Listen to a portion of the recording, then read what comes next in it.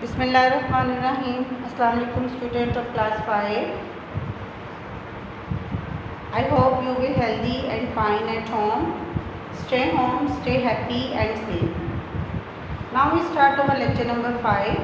Open your Urdu books class and keep your pencil in your hand for underline difficult word. Open your page number 10 for reading. Now we start our reading.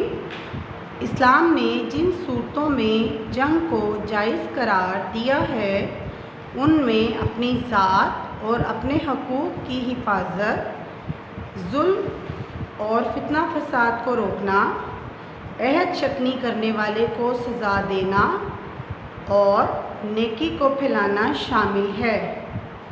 इन मकासद से हटकर जंग करना अच्छी बात नहीं। Mention the date here. Now we underline difficult words.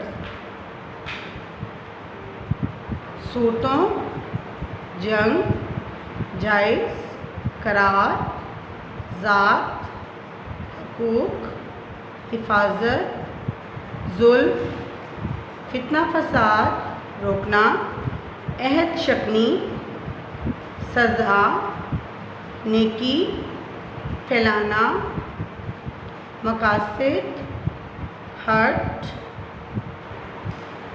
अच्छी। जी students, आपको बताया जाता है कि जब आपकी कॉपी चेकिंग के लिए आएगी तो डिक्टेशन चेक होकर मार्क्स दिए जाएंगे, लेकिन जब आपकी कॉपीज़ चेकिंग के लिए आ रही हैं तो बहुत सारे स्टूडेंट्स की डिक्टेशन चेक नहीं है। तो काइंडली जब आप डिक्टेशन करते हैं अपनी ट्यूशन टीचर या मदर से चेक करवा कर मार्क्स लगवाएं और फिर बाकी का काम करें। Now we start our copy work. Open your Urdu copy. जी स्टूडेंट, सबसे पहले हम अपनी कॉपी पर margin line, date and day mention करेंगे खूबसूरती से। उसके बाद हम काम स्टार्ट करेंगे।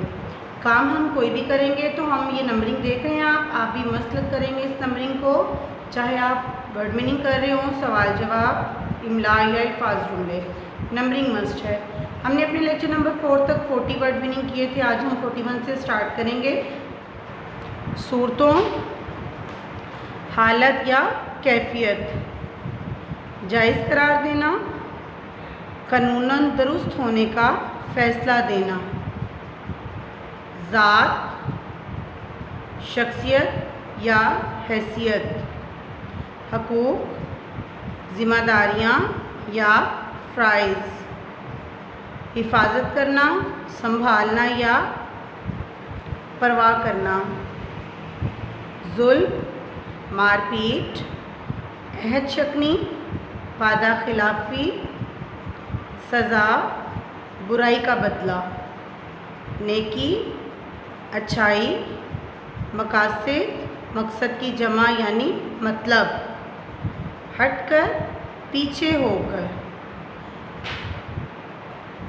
आपने इनकी लर्निंग भी करनी है वर्ड मीनिंग की। अब हम करेंगे अल्फाज जुमले। वर्ड मैं आपको पढ़ के बता रही हूँ, इससे आप जुमला बनाएंगे। स्टूडेंट्स, एक बात का ख़ास ख्याल रखेंगे, जब आप काम कर रहे हैं तो हर लफ्ज़ में एक उंगली का फासला ज़रूर देंगे ताकि आपका काम बहुत खूबसूरत लगे। पहला लफ्ज़ है हिफाजत। इस्लाम, सज़ा, बात, नेकी। अब हम सवाल जवाब स्टार्ट करेंगे। जी स्टूडेंट्स, लेक्चर नंबर 4 तक हमने सवाल नंबर 18 तक किया था। आज हम 19 से स्टार्ट करेंगे। इस्लाम ने किन सूरतों में जंग को जायज़ करार दिया है? सवाल नंबर 20, अपने मकासद से हटकर जंग करना कैसा है?